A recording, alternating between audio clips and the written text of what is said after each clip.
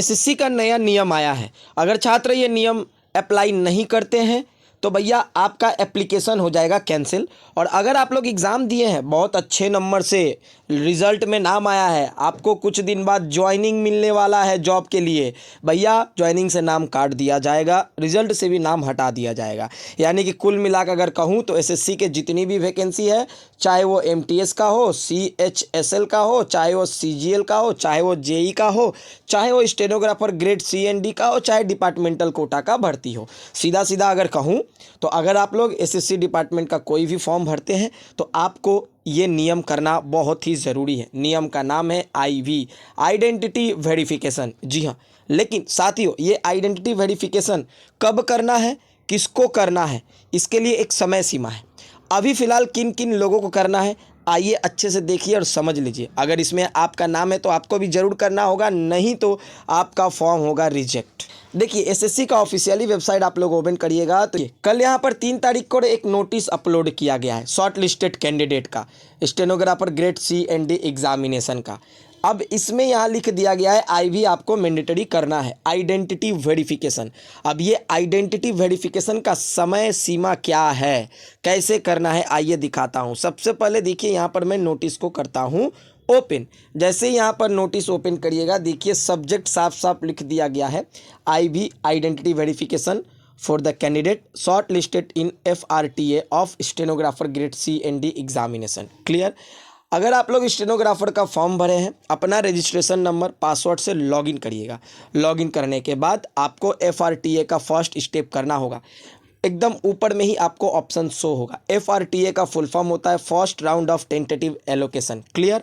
अब इसका समय सीमा देख लीजिए, यहाँ पर साफ साफ लिख दिया गया है। देखिए पैरा 3 में नंबर 1 में date of slot selection for identity verification. आपको खुद अपने हाथों डेट और स्लॉट चुनना होगा आइडेंटिटी वेरिफिकेशन का। और इसका जो है चुनने का जो लिंक है, आज 4 अगस्त सुबह 11 बजे से एक्टिवेट हो चुका है। एक्टिवेट रहेगा 6 अगस्त सुबह 11 बजे तक, यानी कि आज 4 तारीख, कल 5 तारीख, परसों 6 तारीख। क्लियर। 3 दिन मोटा मोटी आपको चलने वाला है। अब आप लोग ये पहला स्टेप कर लेते हैं तो फिर आपको कुछ दिन बाद महज 7 या 8 तारीख को आप चेक कर पाइएगा लॉगिन करके कि आपका आइडेंटिटी वेरिफिकेशन का डेट कौन सा डेट में पड़ा है और कहाँ जाना है। और बता दूं आइडेंटिटी वेरिफिकेशन सिर्फ 2 दिन ही होगा, 11 अगस्त और 12 अगस्त, ये 2 दिन ही होगा। क्लियर। इसके अलावा नहीं होगा। अब यहाँ देखिए नीचे इंपॉर्टेंट पैरा में साफ साफ लिख दिया गया है, The address venue for the sliding process of identity verification will be made available at the designated login module of recommended candidate of the website of SSC। इसमें आप खोल के अपना चूजिंग वेन्यू, डेट, स्लॉट सब चीज़ कर सकते हैं और देख भी सकते हैं कि मेरा 11 या 12 को कहाँ दिया गया है। क्लियर। लॉगिन करके आप लोग देख सकते हैं। इसके अलावा देखिए लास्ट पैरा का ये बात एकदम हाई अलर्ट वाला बात है। Any candidate failing to attend the identity verification process physically will be treated as absent and his her candidate will not be considered for inclusion in the final result. Any representation regarding change, allotment of venue or date of identity verification will not be entered. The decision of the commission shall be final binding। साफ साफ यहाँ कह दिया गया है। एक बार आप लोग अगर अपना डेट और स्लॉट सिलेक्शन कर लेते हैं, आपको फिर दोबारा करेक्शन और चेंज करने का मौका नहीं मिलेगा। दूसरा इंपॉर्टेंट बात, बहुत सारे कैंडिडेट सोचते हैं कि मैं आईबी स्लॉट सिलेक्शन डेट नहीं चुनूंगा, लेकिन 11 और 12 को मैं जाऊंगा अपना आइडेंटिटी वेरिफिकेशन करने। भैया आपका डेट और स्लॉट ही बुक नहीं होगा तो कहाँ से एडमिट, इसका भी एक छोटा सा एडमिट आएगा, वहाँ जाकर दिखाना होगा तभी आपका होगा। और अगर आप लोग ये नहीं करते हैं तो आपको अपसेंट माना जाएगा आइडेंटिटी वेरिफिकेशन में।